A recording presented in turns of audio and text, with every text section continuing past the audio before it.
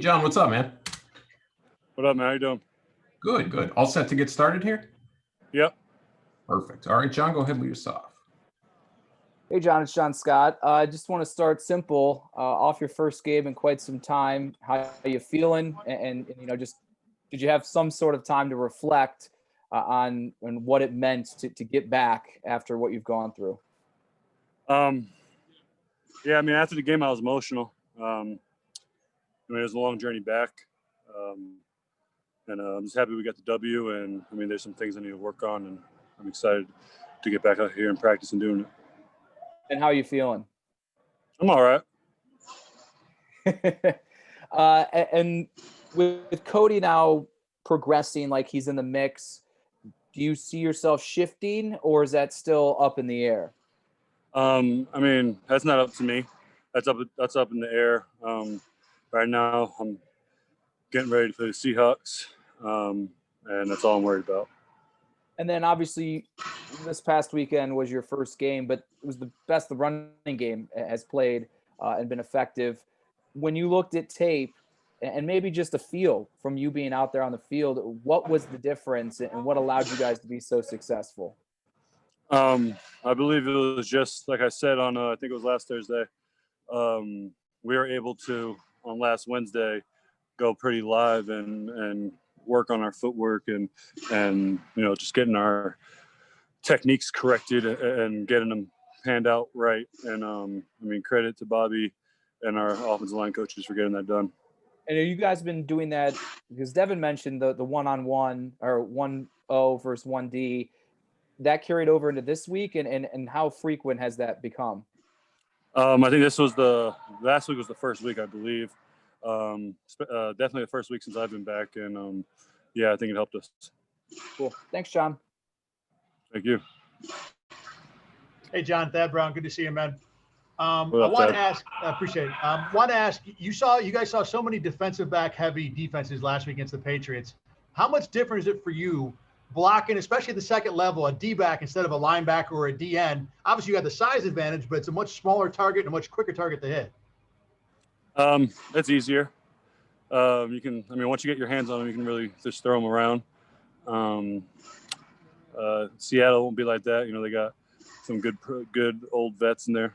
Bobby Wagner and KJ Wright. I think it's KJ Wright, whatever his first name is. But yeah, they pose a different threat, and I'm looking forward to it.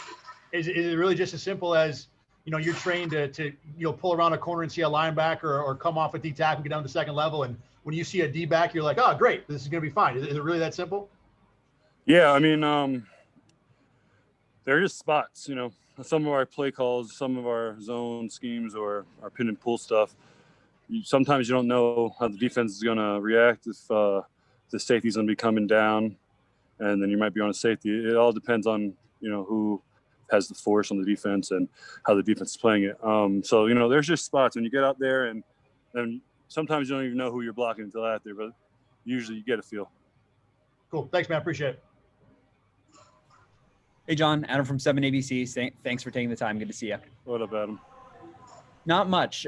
Just wondering, your first game back and all of a sudden you're thrown into the mix, a couple reps at center that you weren't kind of expecting. I know you're all focused on Seattle, but what was that kind of like, just to kind of almost kind of have a shell shock in a way of, oh, it's my first game back, but now I have to change positions too?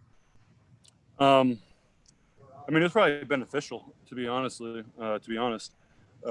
Dealing with, my pec's not 100%, but I mean, I'm healthy, and moving into center was definitely a way to protect it a little more. What percent would you say that it's at, and how does center protect it more for you? Like 97. Okay. And I mean, when you just have help on both sides when you're at center. And one last thing, this was something that some of your teammates were talking about, just in terms of the energy that you bring to the table. Was there something that you noticed once you got back, and how much did you miss kind of being the spark for a lot of the rest of the guys on offense?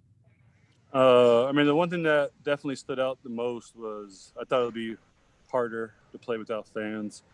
I mean, I was definitely more tired because, when when a big play happens, you hear the roar of our fans, and that gives you energy, and you don't realize how tired you are. But it wasn't as different as I thought it was going to be. I meant even around the facility and on the sideline and kind of what you bring and how some of the other guys feed off you in particular. I mean, honestly, I've been doing this stuff my whole career. It's nothing different. I'm just going to go out there and do whatever I can to help this team win, and whatever happens because of that, it's my job. All right. Thanks, John.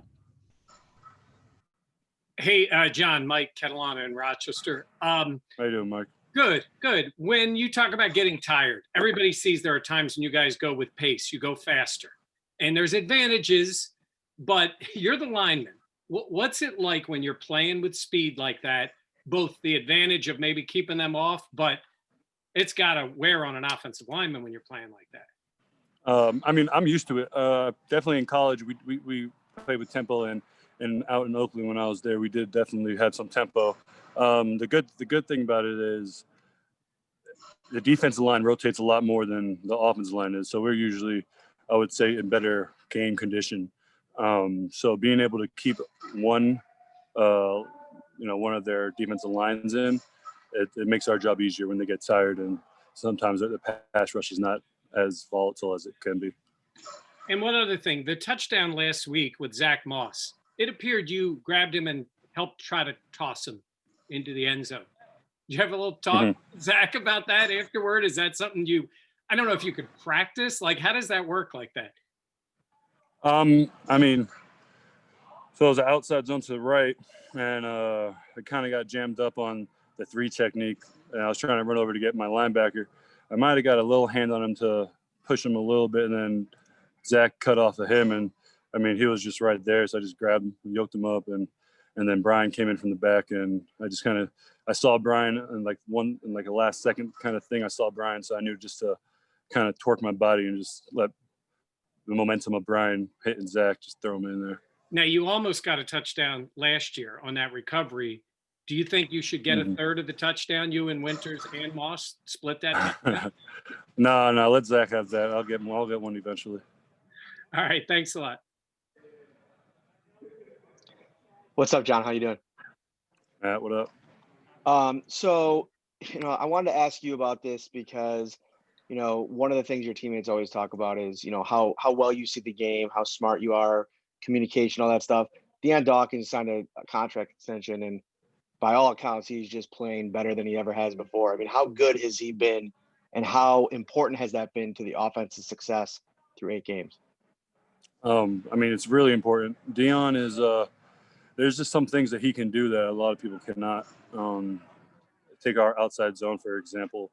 Whenever it's towards him and it's a D end out there and he's working by himself, people don't understand how hard it is to get on the dude and then widen him the way Deion does, especially when you're by yourself and the DN could go inside, and if he goes inside, it blows up the whole play. So, there's a lot of tackles that are worried and was worried that they're gonna get beat inside and don't take their proper footwork or just butt them up and not widen the hole. So Deion, I tell him all the time, like, dude, you're like, no one can do that. No, not a lot of people can do that. So I mean, he's worth every single dollar they paid him. And finally, I think we talked last camp of when Mitch was dealing with the last concussion about you just telling him, listen, we got this, take your time. He wanted to get back out there. What's the conversation like this time around? Is it similar or, because I know how much he means to you guys in that line. Yeah, it's similar. I'm going to just let Mitch Got a mitzvah for you, big boy. just let Mitch will be all right. Just wish him the best and hope he gets healthy as soon as possible. Thanks, man. That was Mario, by the way. Mario. There he is. John, all set, man. Thanks, man. Appreciate it.